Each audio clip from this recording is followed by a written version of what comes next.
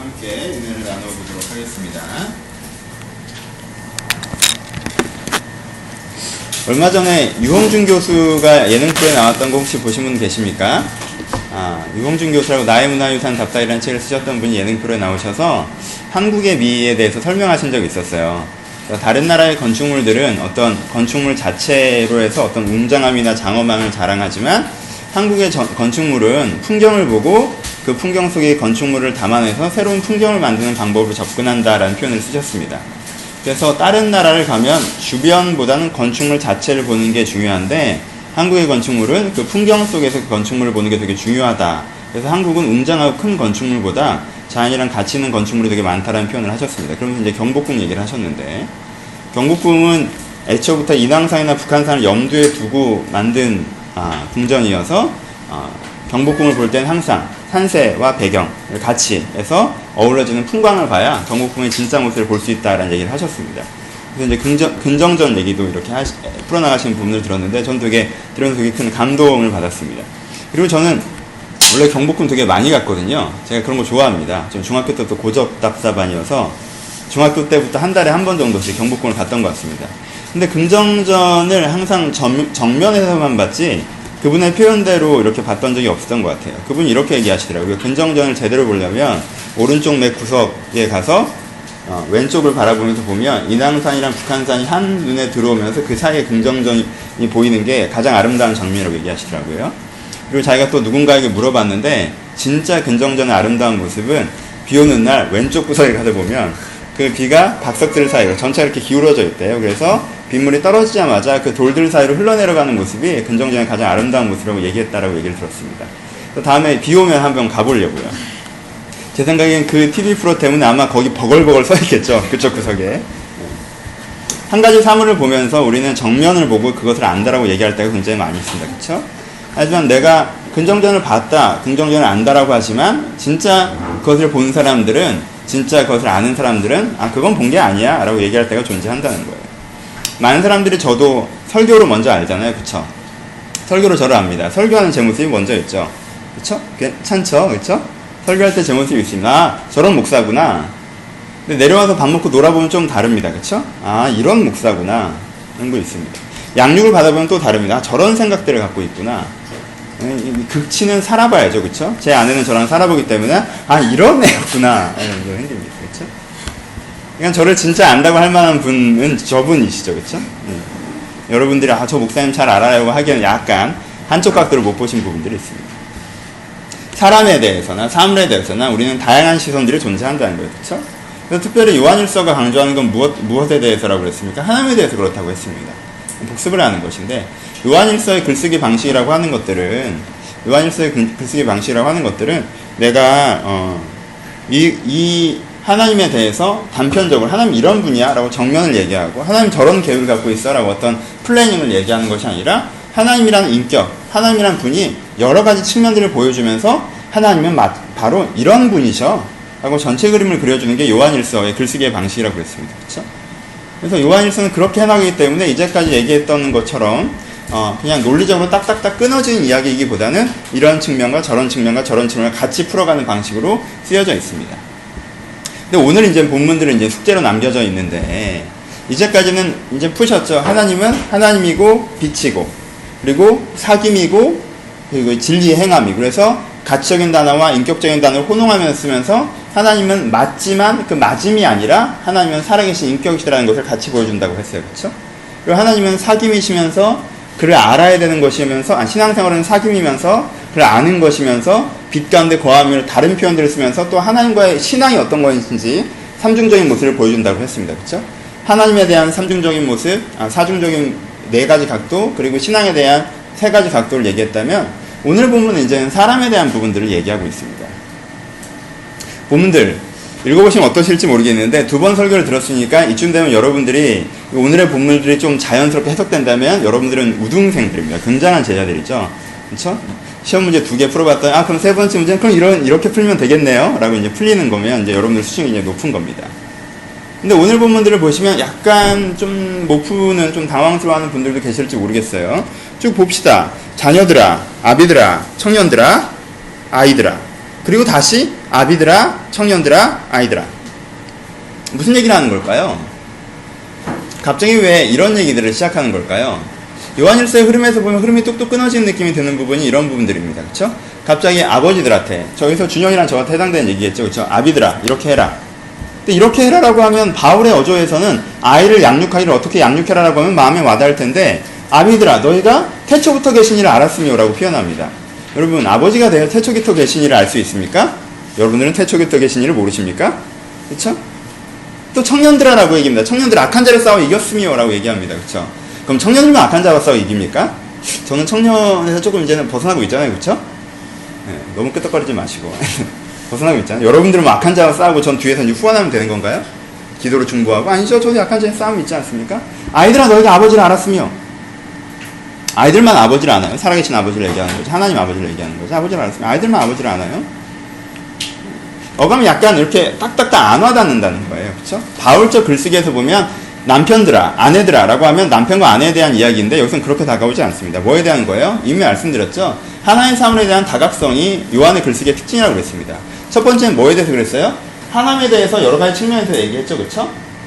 그리고 신앙생활에 대해서 여러 가지 측면에 대해서 얘기했습니다. 그쵸? 그리고 지금 뭐에 대한 얘기를 하는 겁니까? 사람에 대해서 여러 가지 측면을 얘기합니다. 신자죠.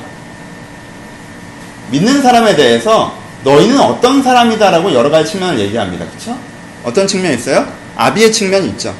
그리고 아이의 측면이 있고 자녀의 측면이 있고 청년의 측면이 있음을 설명하고 있습니다. 여러 가지 각도에서 풀어내는 모습을 볼 수가 있습니다. 이거는 자녀들아, 아이들아, 청년들아 이렇게 따로 얘기하는 것이 아니라 내가 가지고 살아야 되는 마음, 신자가 갖고 사는 마음에 대해서 여러 가지 각도의 그림을 보여준다라는 거예요. 그쵸? 세 가지 각도가 아비, 자녀, 아비, 아이, 청년 이 세 가지 각도가 먼저 중요하고 이 세 가지 각도가 사실은 이 한 가지 각도에서부터 비롯되어서 오는 모습이 있습니다. 텍스트가 어려워서 약간 여러분들이 이게 좀 지루하게 어렵게 느껴질지 모르겠지만 얘기했죠. 요한일서 설교하는 것에 제가 제일 주안점을 두는 부분은 여러분들이 다음에 다시 읽었을 때 이게 뭔 소리인지 아는 겁니다. 그쵸? 그게 제일 중요합니다. 요한이 되게 못 썼다고 제가 표현한 게 있어요. 처음 했을 때. 왜냐면 제 입장에서는 그럽니다. 저는 논리적 글쓰기를 되게 좋아해요. 바울적 스타일을 좋아합니다. 하지만 요한은 글을 못 쓰고 있습니까? 아니죠. 처음에 어떻게 하고 있어요? 하나님에 대해서 다각적인 모습을 보여주고 그 다음에 신앙생활에 대해서 다각적인 모습을 보여주고 그 다음에 신앙을 믿는 너희들에 대해서 다각적인 모습을 보여주고 있는 거예요. 어떤 마음으로 살아가야 되는지. 첫 번째 아비의 마음이라고 표현합니다. 아비의 마음이라는 건 내가 아버지 된 마음이 아니라 아비들아 넌 뭘 알아? 아비들아 너희는 이제 알겠지? 뭐를? 태초부터 있는 그 아버지의 마음을 이렇게 가는 거죠. 그냥 꼭 내가 육신의 아버지가 돼야 된다는 뜻이 아니라 내가 태초부터 있는 그 아버지의 마음을 아느냐에 대한 부분, 태초부터 있는 아버지를 아는 그 마음을 갖고 살아가는 게 신자가 갖고 살아가는 첫 번째 마음이라고 얘기하고 있습니다. 좀 길게 얘기해 봅시다. 전형적인 얘기가 될 수도 있겠지만 여러분 여기서 느끼시는 게 되게 중요한데 저도 아이를 키우는 아버지입니다. 아버지의 마음은 어떻죠? 아버지의 마음은 좀 안 좋은 것이 있으면 아이가 보지 않기를 바라고 눈을 가리워 줍니다. 그렇죠? TV에서 좀 안 좋은 거 나면 급하게 채널을 돌립니다. 하지만 얘가 얘 인생에서 꼭 봐야 될 것이 있다면 고개를 붙잡고라도 똑바로 보게 하고 싶습니다. 그쵸? 때때로 주차장 같은 데서는요 절대 손을 안 놨습니다. 손을 꽉 잡고 혹시나 사고가 당할까 절대 손을 놓지 않습니다. 그냥 운동장에서는 손을 잡지 않습니다. 같이 뛰죠. 그리고 혹시 아이가 넘어지더라도 달려가서 손을 잡기보다는 좀 일어나 주길 바라는 마음을 불러주는 게 아버지의 마음입니다. 어느 때에는 내가 무조건 듣습니다. 이 아이가 이야기하는 것 자체가 즐겁기 때문에 무조건 듣습니다. 하지만 어느 때에는 이 아이의 말을 좀 멈추게 하고 네가 꼭 가져야 되는 생각들에서 이야기하기 시작합니다. 아버지의 마음이라는 것은 무엇입니까? 아버지의 마음이라는 것은 내 아이가 어떻게 되기를 기대하고 있기 때문에 그 기대를 따라서 그 선의로 내가 할 수 있는 모든 것들을 해나가고 있는 것들이 아버지의 마음입니다. 하나님께서는 우리 가운데 아버지셔서 하나님의 마음은 우리 가운데 아버지의 마음이어서 내 안에 선의를 갖고 계시고 그 선의를 이루시기 위해서 내가 어떤 사람이 되기를 꿈꾸시면서 그가 하실 수 있는 모든 것들을 해나가고 계신다는 것입니다. 때때로 내가 넘어지지 않고 내가 내 마음껏 달리고 싶은데 난 할 수 있을 것 같은 내 손을 굳게 잡으실 때가 있습니다. 뛰어다니지 말라고. 그렇죠?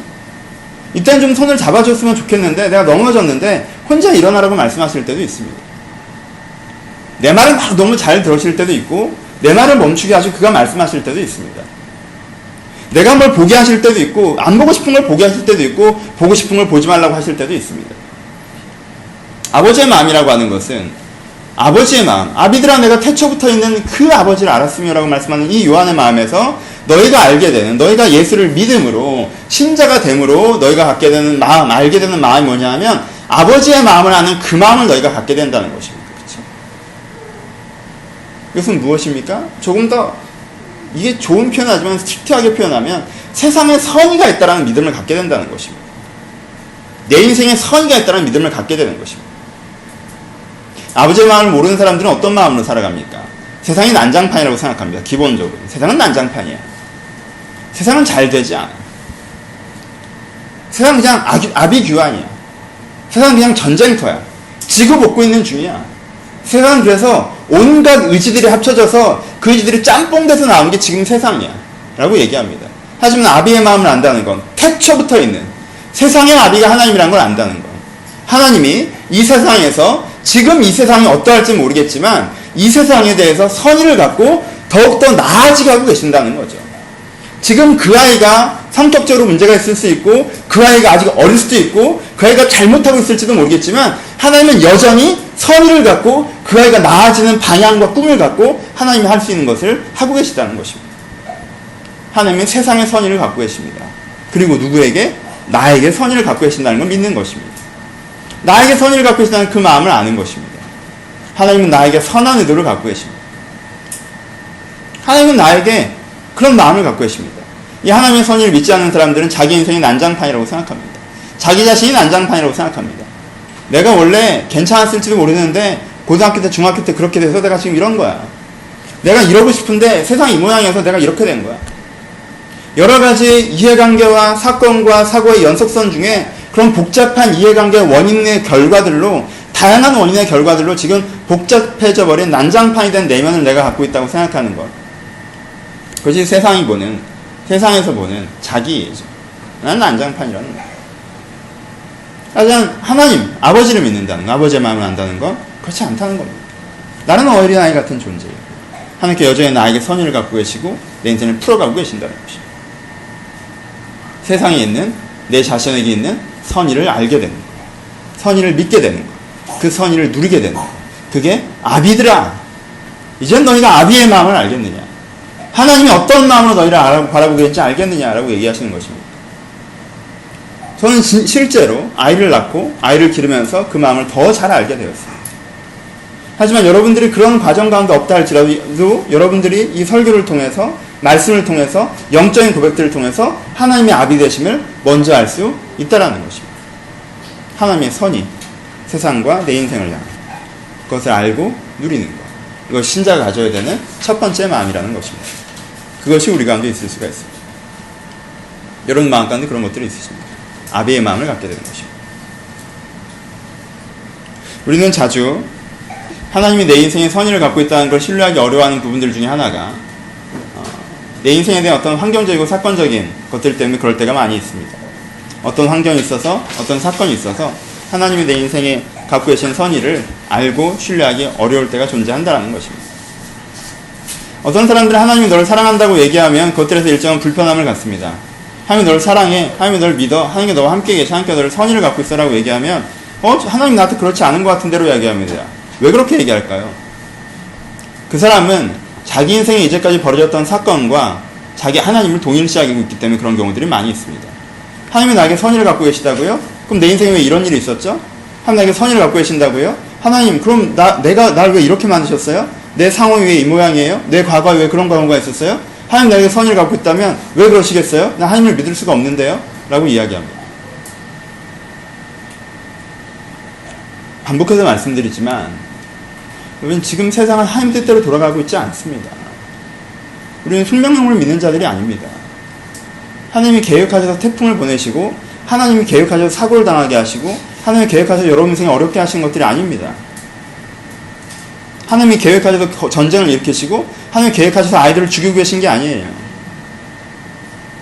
하나님의 계획과 상관없이 사람들이 자기 속에는 옳은 대로, 자기 중심대로, 자기 생각대로 인생을 풀어가면서 생겨나는 것들이 여러분들의 인생과 세상에 번져가는 문제들이고, 하나님이 무시당하고 왜곡하고 아버지를 신뢰하지 못하기 때문에 인생에서 빠져나와 버린 그 상태이기 때문에 우리 인생이 그렇게 된 부분들이 더 많이 있는 것이고, 하나님은 그때에서도 여전히 여러분 인생 옆에 계시면서 여러분들을 안타까워하셨습니다. 여러분 인생을 여러분들이 살았습니까? 하나님이 살았습니까? 여러분들이 살았습니다. 하나님 나한테 왜 이런저런 말씀하지 마십시오. 여러분, 아버지는 모든 것을 해주고 싶습니다. 근데요, 아버지는 절대 대신 살아주지 않습니다. 아버지는 모든 것을 해주고 싶지만 시험 문제를 대신 풀어주지 않습니다. 대학교를 기부금으로 보내지 않습니다. 돈으로 군대를 빼내지 않습니다. 직장 생활을 하지 않아도 될 정도로 돈을 쌓아주고 죽어버리고 싶지 않습니다. 왜요? 아버지는 알고 있습니다. 그의 아이의 인생을 망치는 것이라는 거예요. 아버지는 대신 살아주지 않습니다. 아버지는 일으켜주고 가르쳐주고 격려해주고 아파하고 즐거워합니다. 하지만 대신 살아주지 않습니다. 왜요? 아버지의 꿈은 여러분들이 자라나지 않는 아기로서 멈추는 것이 아니라 여러분들이 장성한 분량에까지 성장하는 것이기 때문에 그렇습니다. 행여나 아버지가 내 인생에 대신 살아주지 않았기 때문에 아버지를 신뢰할 수 없다고 얘기하신다면 여러분, 그 어린아이 같은 마음에도 조금은 걸어 나옵시다. 하나님은 아파하시고 힘들어 하십니다. 하지만 잘해내길 기대하십니다. 여러분 인생 가운데 좋지 않은 일들이 벌어졌기 때문에 하나님이 내 인생에 갖고 계신 선의를 믿기 어렵다고 말씀하신다면 여러분, 진짜 하나님의 계획대로 펼쳐진 인생은 여러분들이 아직 시작을 안 하진 않으셨습니다. 하나님의 계획대로 여러분들의 인생이 펼쳐질 수 있도록 그분을 믿고 그분을 신뢰하고 그분의 계획을 내 인생 가운데 적용해보는 일들은 아직 안 해보지 않으셨습니까? 내가 그런 것들을 무시하고 내가 결정하고 내가 판단하고 내가 추구했기 때문에 내가 그 하나님의 마음을 누릴 기회가 이제까지 없지 않으셨습니까? 그런데 이제부터 시작할 수 있지는 않나요? 그러니까 내 인생에 하나님의 선의가 안 느껴졌다고, 내 인생에 어려운 일이 있었다라고 하나님이 없다라고 얘기하는, 하나님의 선의가 없다라고 얘기하는 것들을 우리는 조금 걸어 나옵시다. 예수를 믿는 사람은 어떤 사람인가? 첫 번째 마음은 하나님의 선의를 아는 것입니다. 아비들아! 태초부터 계신 이를 너희가 알니. 내 안에 태초부터 계시니.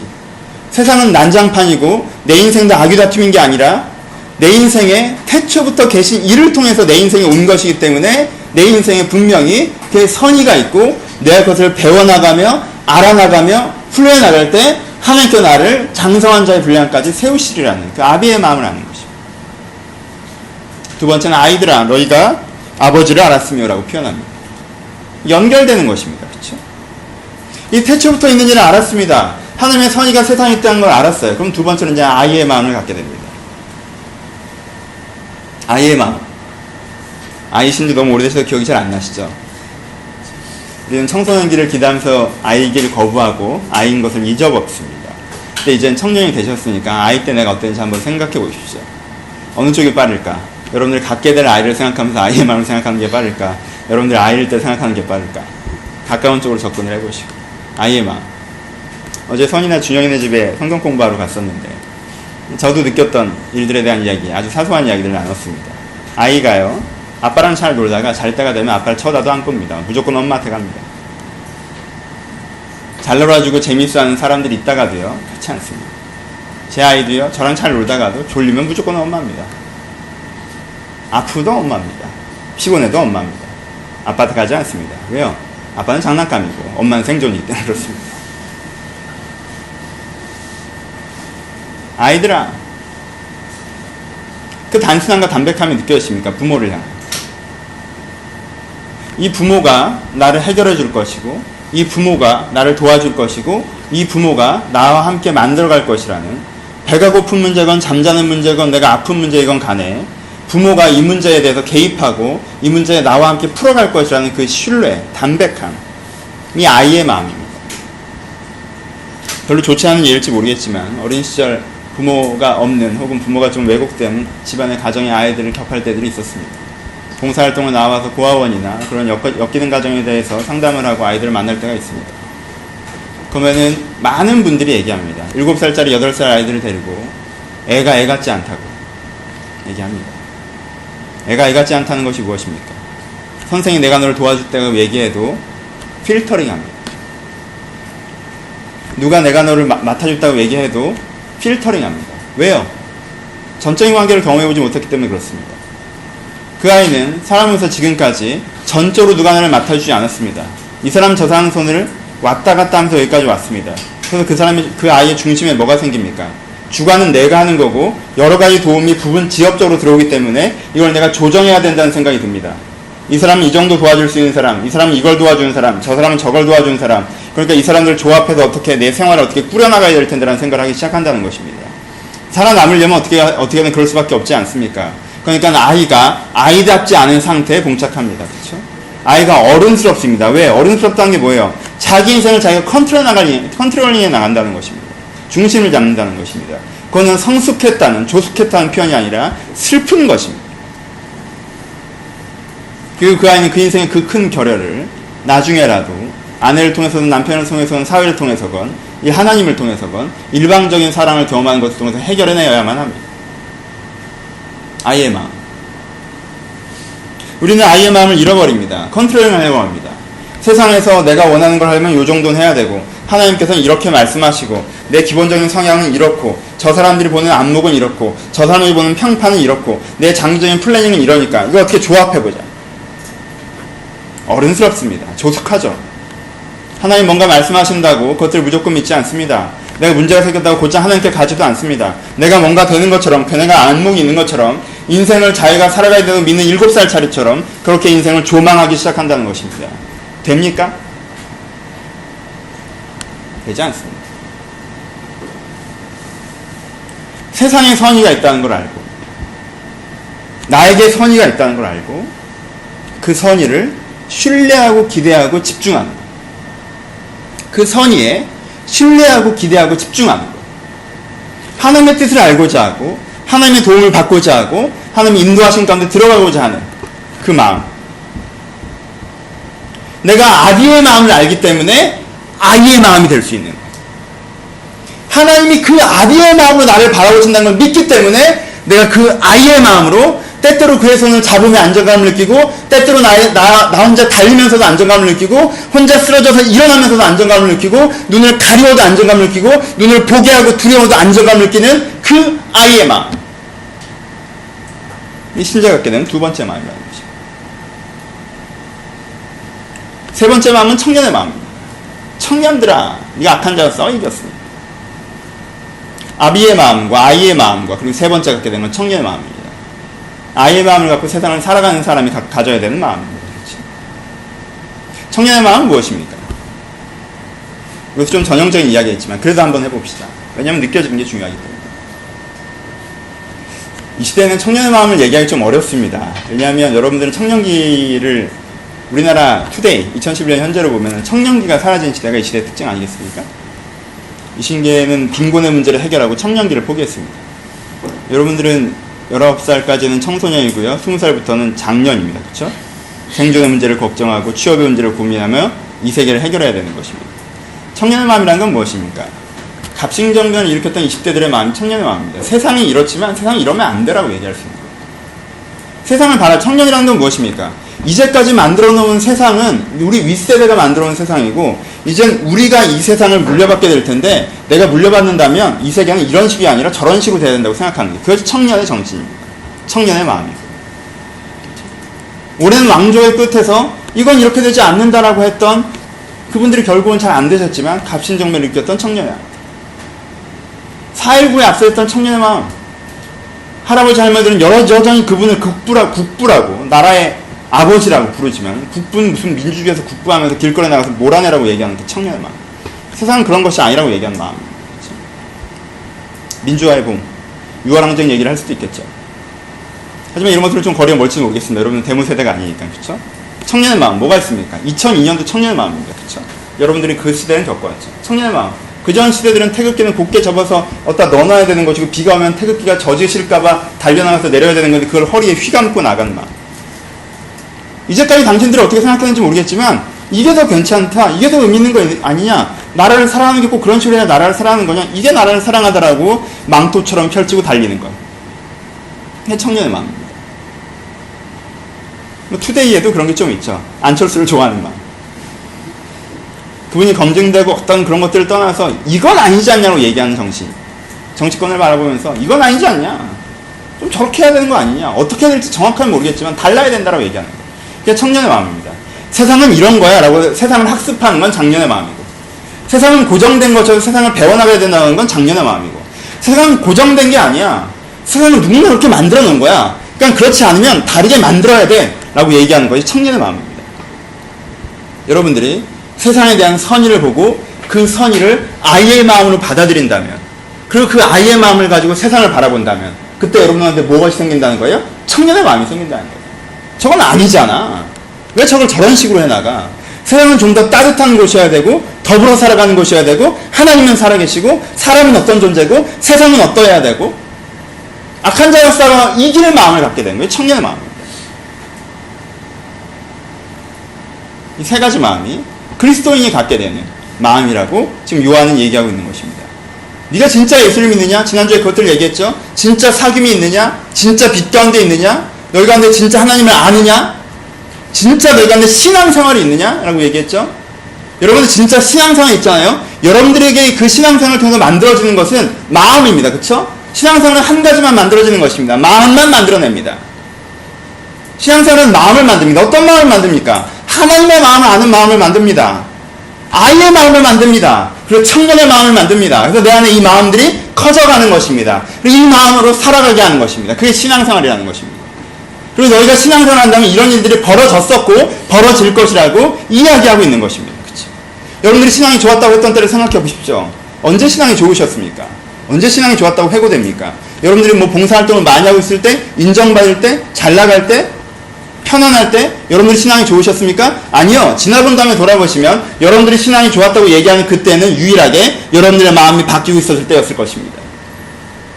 그때 내 생각이 아니라 내 마음이 바꾸어져 나갔던 그때, 내가 이런 마음이었는데 저런 마음들이 내 안에 새로워졌던 그때, 그 저런 마음의 실체를 바라보면 하나님에 대한 불신에서 하나님에 대한 신뢰, 복잡한 사고방식에서 담백한 자기인식, 그리고 소극적인 세계관에서 적극적인 세계관으로, 세상 앞에서 내가 뭘 바꾸겠어, 난 좀 복잡한 거야, 하나님 진짜 있긴 있어, 이런 식의 태도에서, 이런 식의 마음에서 하나님이 계시고 그를 알고 싶고, 내가 되게 복잡하고 어렵고 이런 게 아니라 내가 그를 따라갈 때 진정한 내가 될 수 있을 거야, 그리고 세상 앞에서 아무것도 아닌 것이 아니라 세상 앞에 바꿔나갈 수 있는 사명자로 자기 자신을 인식하게 되는 그 마음들, 그 자신감, 그 담백함, 그리고 그 신뢰감, 그런 것들이 여러분들이 신앙이 좋았을 때 생겨났던 마음들이 아닙니까? 여러 가지 말로 표현되죠. 내 안에 아이의 마음을 회복하면, 몰라, 요즘에 신앙생활을 많이 했더니 마음이 이제 평온해졌어. 그쵸? 고려할 게 많다가 평온해지잖아요. 단순해지나요? 담백해지잖아요. 안정감이 늘잖아요. 그쵸? 몰라, 저는 그런데 지금 하나님을 믿겨, 하나님을 기대, 하나님을 알고 싶어. 그렇지 않아요? 전에는 세상이 되게 두렵고 되게 그랬는데 왠지 잘 될 것 같고 기대되고 하고 싶고, 꼭 성공이나 결과론적인 것이 아니라 의미에서 그렇게 되는 마음들. 그때가 언제예요? 여러분들 신앙이 좋았던 때입니다. 지금도 그때입니다. 왜요? 하나님의 선의는 여전히 계시기 때문입니다. 우리가 이 마음을 회복하는 것, 이 마음을 만들어가는 것, 더욱더 이 마음 속에 들어가는 것, 이것이 우리가 해야 되는 것입니다. 그리고 요한은 굉장히 갑자기 단도직입적으로 어투가 바뀝니다. 뭐라고 얘기합니까? 이 세상이나 세상에 있는 것들을 사랑하지 말라라고 얘기합니다. 갑자기 논리적인 비약이 되는 것 같습니다. 어느 정도 논리적인 비약입니다. 이 비약을 이런 대화를 한번 상정해 봅시다. 둘이 얘기를 합니다. 그래도 이 일은 네가 해야 되는 거잖아. 이 일을 왜 내가 해야 돼? 이거 하면은 사실 이 일은 이런 부분에서는 네가 해야 되는 거야. 아니야, 이 일은 내가 할 게 아니라 이 부분에서는 네가 해야 되는 거야. 둘이 깊은 대화를 합니다. 이게 논리 싸움인가요? 어느 점에서 A가 B에게 얘기합니다. 사실 네가 하기 싫어서 그런 거잖아 라고 얘기할 수 있습니다. 그쵸? 그런 대화들이 가능합니다. 아이가 얘기합니다. 내가 왜 학교를 안 가도 되는지, 학원을 안 가도 되는지, 내가 왜 집에서 쉬어야 되는지 계속 얘기합니다. 그게 논리의 문제입니까? 아이가 곰곰이 생각해보니까 이래서 학교를 안 가는 게 좋겠다라는 각성과 깨달음이 생긴 거예요? 아니요. 학교가 가기 싫어진 거예요. 귀찮아진 거예요. 그래서 뭘 만든 거? 논리를 세운 거라는 거죠. 그렇죠? 가끔 이런 대화를 하죠. 엄마, 내가 휴학을 해야 될 것 같아. 엄마, 난 내 인생을 돌아볼 필요가 있을 것 같아. 이놈의 자식 취업하기 걱정되니까 시간 끈다고. 틀린 경우도 있지만 전곡이 짚히는 경우도 있죠. 딱 찌르는 거죠. 엄마가 내 논리를 들어요? 안 들어요. 뭘 봐요? 내 중심을 보는 거죠. 하나님처럼. 중심을 보시는. 똑같은 거 하잖아요. 남자친구가 이래서 오늘 못 만날 거 같고, 내에서 오늘 못 만날 것 같고, 글패는 또 이래서 못 만날 것 같고, 네가 내가 만나기 싫으니까 그렇지. 예전 같았으면 새벽 2시에 끝나고 달려오던 것이 하나님처럼 바라보는 거죠. 전곡을 찌르는 거죠. 중심을 보는 거죠. 요한이 지금 그러는 겁니다. 요한이 지금 그 얘기를 하는 겁니다. 이전까지 되게 부드럽게 얘기하다 여기서 숨이 턱 막혀야 됩니다. 뭐에 대한 경계라고 했어요? 지성주의에 대한 경계라고 했습니다. 하나님은 이런 존재고 이런 깨달음을 갖고 이런 가치관을 갖고 살아가야 되며 신앙이라는 것들은 말이야 이렇게 굉장히 럭셔리하게 논리적으로 지성에 빠져서 하나님 이런 부분은 어떻게 생각해야 되는 거야? 하나님 저런 부분은 어떻게 생각해? 이런 부분들이 논리적으로 잘 이해되지 않아. 날 좀 설명해봐. 저런 부분이 잘 이해되지 않아. 라고 막 멋있는 이야기들 합니다. 그 논리에 다 설득되면 자기가 믿음이 생기고 변화가 될 것처럼 얘기합니다. 그냥 딱 얘기하면 왜 그러고 있는 거예요? 세상이 좋아서 그런 거예요. 왜요? 주 뜻대로 살면 어떻게 사는 거예요? 근데 내 마음의 기본에는 뭐가 있습니까? 세상을 사랑합니다. 세상을 사랑한다는 것과 욕망을, 정욕을 쫓아내는 걸 동일시하고 있습니다. 세상을 사랑하는 것, 정욕을 쫓는 삶, 동일시합니다.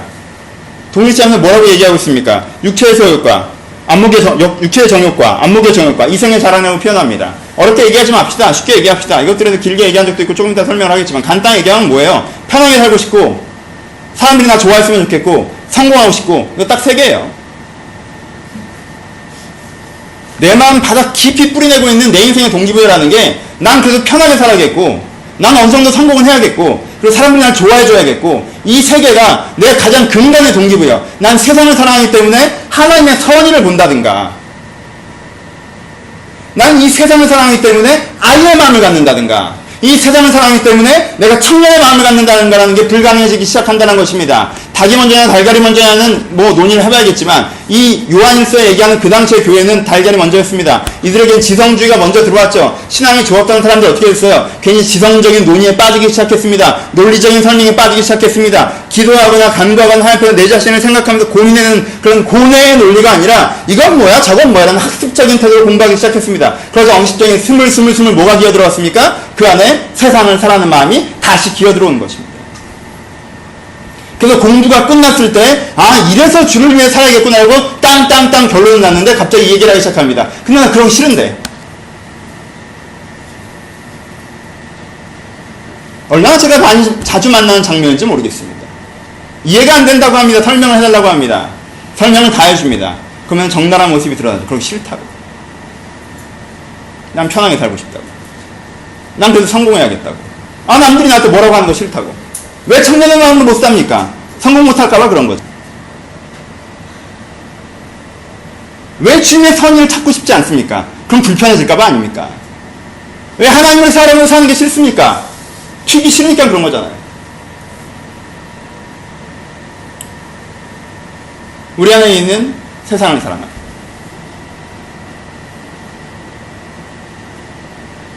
요한이요 되게 착한 사람이에요. 요한이요 진짜 사랑이 많은 사람입니다. 바울 같았으면요 이 얘기부터 시작합니다. 이 세상을 사랑하는 자들아, 네가 세상을 사랑한다는 의미는 니네가 이 꼴이기 때문에 세상을 사랑하는 거 아니냐. 니네가 논리적으로 있다는 소리를 해대고 있지만 그건 다 니네를 방어하려고는 헛소리고 합리화시키는 거고 사실 니네 뿌리는 이 모양인 것이다. 회개하라 뭐 이런 식으로 하겠죠. 그리고 사랑이 뭐냐 하면 신앙이 뭐냐 후반부에 얘기하겠죠. 요한 따뜻합니다. 하나님이 어떤 분이시냐면 너희들이 알잖아. 그치? 신앙이 뭐냐면 너희들이 알잖아. 그치? 자녀들아, 아이들아, 아비들아, 너희 그것들 알잖아. 그치? 이게 얼마나 중요한지 알지? 너희가 지금 기억이 안 나고 오래되고 멀어졌지만 너희가 이걸 알지? 그걸 아니까 이게 중요한지 이제 알겠지? 그러니까 세상을 사랑하지 마.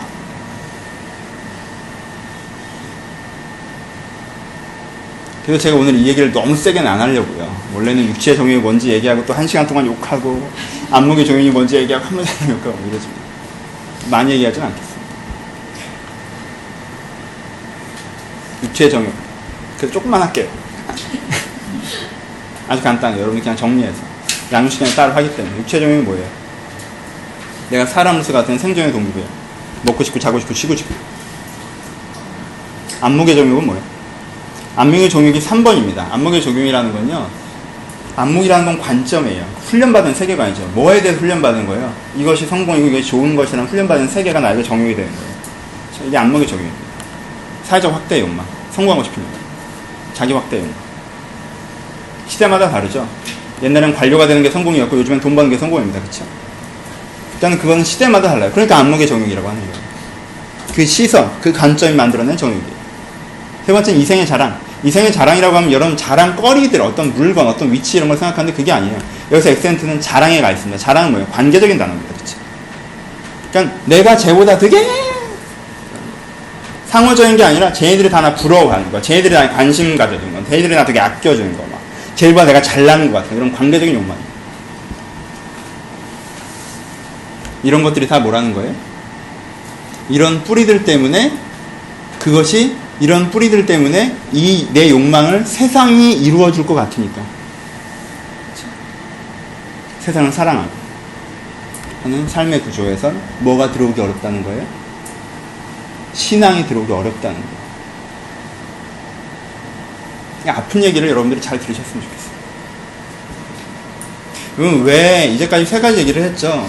왜 율법주의적인 변질, 형식주의적인 변질이죠? 그냥 교회 왔다 갔다 하는 게 신앙이라고 얘기하는지, 왜 세속주의적인 변질, 그냥 기도 열심히 하면 복 받는 게 신앙이라고 얘기하는지, 왜 지성주의적인 변질, 어떤 합리적인 가치에 대해서 얘기하고 거기서 논의하는 게 마치 신앙인 것처럼 얘기하는 이런 일들을 왜 벌어지는지 아십니까? 뿌리는 뭐 때문에 그런 줄 알아요? 신앙이 부담스러워서 그런 겁니다.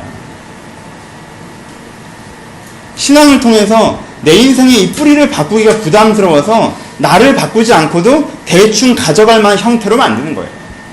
이게 현상적인 것과는 다르게 내면적으로 일어나는 이런 변질들이 발생하는 원인입니다. 그러니까 우리가 그런 교회를 비난할 수도 있고, 우리가 그런 지도자를 비난할 수도 있고, 우리가 때때로 그렇게 될 때 자기 비판할 수도 있지만요. 여러분, 그 비판에 너무 당당하지 마십시오. 여러분들에게 같은 뿌리가 있는 한. 기독교, 우리나라 한국 기독교, 입당이냐, 기독당을 만드냐, 미친 거 아니야, 욕을 하죠. 마음에 안 드는 건 저도 있습니다. 근데 전 여러분들 욕하면서 아픔이 있었으면 좋겠어요. 남의 얘기가 아니잖아요. 슬픔이 있었으면 좋겠어요. 안타까움도 있었으면 좋겠어요.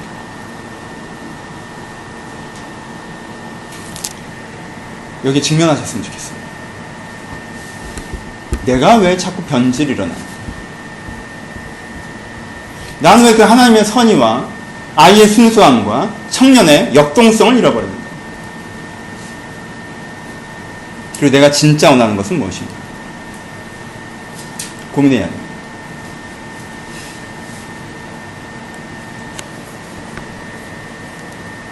여러분, 정확한 얘가 생각이 안 나는데 그분이 정말 그런 분인지 모르겠는데 그냥 떠오르니까 해봅시다. 예를 들어보죠. 마더 테레사 있습니다. 이건희가 계십니다. 마더 테레사는 있고 여긴 계시네. 하여튼 두 분 다 계십니다. 누가 존경스럽습니까? 이건희 회장이 존경스럽습니까? 마더 테레사가 존경스럽습니까? 대부분 사람들이 물어보면 이쪽이 존경스럽습니다. 그치? 마더 테레사고.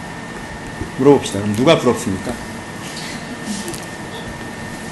마더 테레사가 부럽습니까? 이건희 회장이 부럽습니까? 워너비는 누구예요?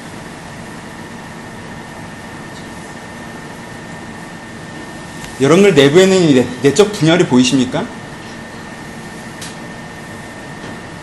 여러분 이게 얼마나 심각한 문제인지 아셔야 됩니다. 존경하는 사람과 부러운 사람이 다른 거예요. 부럽기는 로또 대박나는 사람이 부럽고, 존경하기는 수단에서 돌아가신 그 신부님이 존경스럽고, 자기가 추구하지도 않고, 자기가 살려고도 하지도 않고, 자기가 살고 있지도 않은 삶은 존경스럽고, 자기가 좀 문제라고 생각하고 별거 아니라고 생각하는 삶은 부럽다면, 내 안의 욕망은 어떻게 되고 있는 것입니까? 여러분들이 직면하셔야 되는 건, 여러분들이 진짜 원하는 건, 내 중심의 바닥에서 원하는 건, 나라는 사람의 가장 깊이에서 원하는 건 부러운 사람, 지금 여러분들이 부러워하는 사람이 아니라 여러분들이 존경하는 사람이 내가 진짜 되고 싶은 겁니다. 왜요? 나는 어떤 사람이 되고 싶은 거여야 되지 어떤 환경을 갖고 싶은 것이 되어서는 안 되기 때문에 그렇습니다. 그렇죠? 내 꿈은 어떤 환경을 갖고 싶다는 것이 아니라 어떤 사람이 되어야 하는 것이어야 하기 때문에 그렇습니다. 그리고 여러분들은 진짜 테슬라처럼 되고 싶습니다. 그런 사람이 되고 싶습니다. 그 수단의 성자처럼 되고 싶은 거예요. 내가 진짜 되고 싶은 건 내가 존경하는 사람입니다.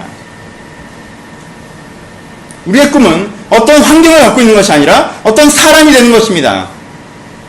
어떤 환경을 가져도 내가 원하는 사람이 아니라면 여러분 안에 열등감이나 피로감이나 무의미함이나 허무감이나 아무것도 해결되지 않습니다. 여러분들 비웃지 않습니까? 내면에 아무것도 없으면서 자기 소유로 자기가 뭐나 된 것처럼 살고 있는 사람들 비웃죠? 아무것도 아니죠? 우습죠? 그런 사람이 되길 꿈꾸십니까? 그렇게 되고 싶으십니까? 아니죠. 여러분들이 원하는 건 그런 게 아니죠. 나는 그런 사람이 아니면서 내가 갖고 있는 무엇이 마치 나인 양 그렇게 스스로에게 속아면서 살아가는, 마치 벌거벗은 임금님처럼 주변 사람들은 다 우스워하는데 본인은 지금 옷을 입고 있다고 생각하는, 되고 싶은 거 아니죠. 여러분들이 진짜 원하는 건, 워너비는 여기가 아니라 여기입니다. 그게 내 진심입니다. 여러분 가운데 어떤 욕망으로, 세상의 사랑으로, 육신의 정욕과 안목의 정욕과 이성의 자랑으로 사는 것이 여러분들이 진짜 원하는 것이 아닙니다. 내가 진짜 원하는 것은 하나님의 선의를 경험하며 그 선의 가운데 아이처럼 그것을 알아가고, 그리고 그 알아감으로 말미암아 세상 앞에 청년처럼 쓰는 것이 내가 진짜 원하는 것이라는 것입니다. 그래서 내가 스스로 기억해야 됩니다. 내가 진짜 원하는 것이 무엇인지, 내가 진짜 원하는 것이 무엇인지 내가 기억하고 내 진정한 원함으로 내가 움직일 수 있어야 자기 충돌과 회의와 원망 가운데 살지 않고 보람과 만족과 기대 가운데 살 수 있는 것입니다. 그리고 하나님께서 그것을 깨운다고 하셨습니다. 눈치 있는 분들은 아셨겠지만 우리는 한 단어를 설명하지 않고 여기까지 왔습니다. 이제 마무리입니다. 자녀들아. 뭐라고 얘기했습니까? 제일 먼저 했던 얘기입니다. 자녀들아, 내가 너에게 쓰는 것은 너희 죄가 그의 이름을 말미암아 사함을 받았습니다. 자녀는 하나님을 압니다. 자녀는 하나님 앞에서 아이입니다. 그리고 그 자녀는 세상 앞에서 청년입니다. 자녀라는 단어는 하나님을 아는 것과 아이의 마음을 갖는 것과 청년의 마음을 갖는 것을 다 포함하는 마음입니다. 이 자녀들에게 뭐라고 합니까? 이 세상의 정욕과 욕망 가운데 묻혀있지만 지금 이 새로운 마음을 갖기를 소원하는 자들 가운데 요한은 무엇이라 격려하며 시작합니까? 자녀들아, 너는 이미 그런 자녀라면, 네가 예수를 믿어 하나님의 자녀가 되기를 원한다면 그 예수의 보혈이 너희 육신의 욕망 가운데 있는 죄의 뿌리에서 너희를 사하여서 너희 가운데 새로운 마음을 부어줄 것이다 라고 얘기하고 계십니다. 이것이 우리의 믿음이어야 합니다.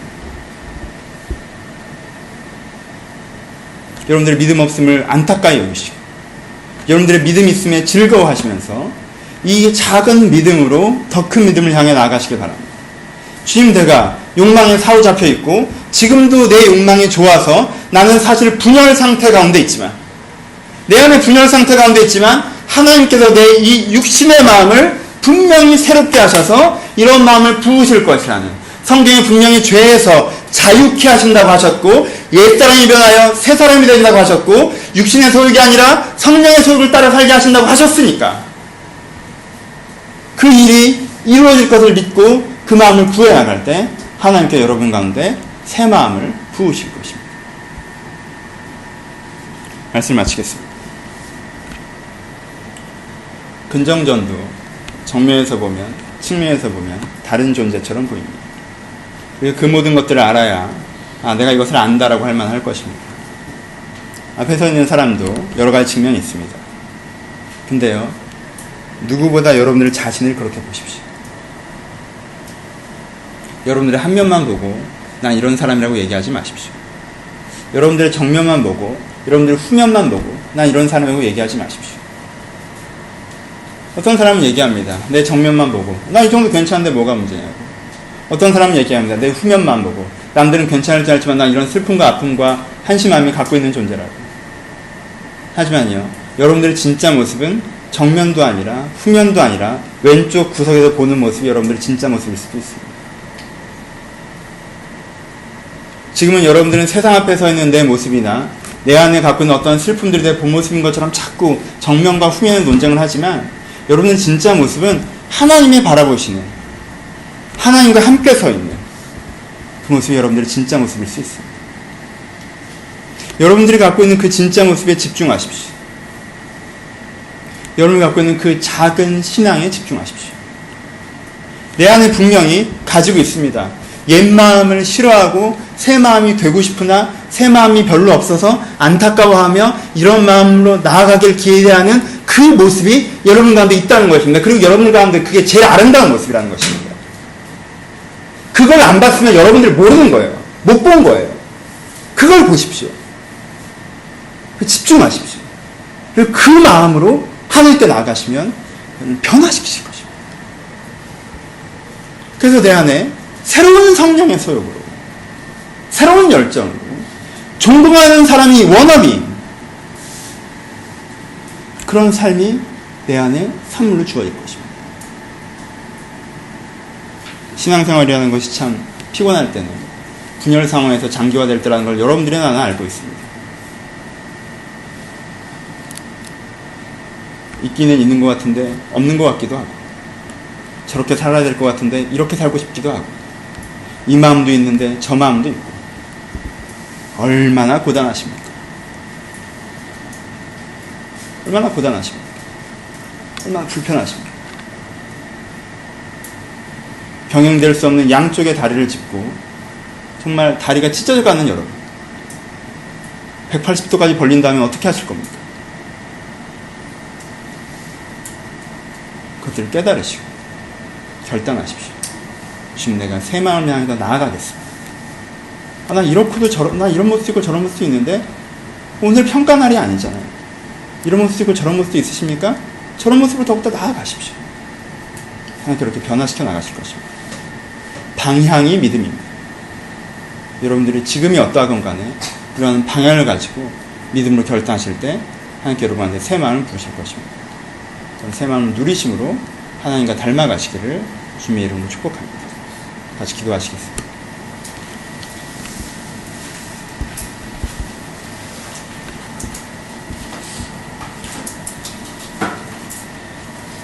한 15분 정도 묵상하며 기도하실 텐데 그냥 들여다보십시오. 여러분들 마음 가운데 가장 바닥에 있는 그것을, 어떤 논리나 어떤 질문이나 어떤 궁금증들이 있겠죠. 어떤 이해되지 않는 것은 무엇이 있겠죠. 하지만 그 말고 가장 바닥으로 들여다보십시오. 여러분들 바닥에는 편하게 살고 싶고 성공하고 싶고 인정받고 싶은 그 마음이 너무 크지는 않습니다. 나머지는 그 뿌리에서 나는 울창한 살림에 지나지 않는 것은 아닐까요? 바닥에 내려가셔서 주님, 제가 아직도 이런 뿌리가 있습니다. 이런 게 좀 바뀌게 해달라고. 또한 여러분들 바닥까지 내려가 보십시오. 그리고 작지만 겨자씨만하지만 여러분들 가운데 분명히 있는 그 믿음을 찾으십시오. 하나님께서 겨자씨만한 믿음으로부터도 시작하신다고 하셨습니다. 하지만 지금 내가 새로워지고 싶습니다. 변화되고 싶습니다. 나에게 새 마음을 부어주시옵소서. 지금 내 마음이 힘들면서 내 마음은 이렇다고 선언하는 자가 아니라 주여 내 마음이 이렇으나 주님께서 새 마음을 부르시기를 소원합니다 라고 고백하는 자였으면 좋겠습니다. 그런 고백을 담으셔서 15분 정도 들여다보시면서 묵상하시면서 좀 느껴지신다면 좀 간구하시면서 고백하시면서 우리 자유롭게 기도하도록 하겠습니다. 기도하겠습니다.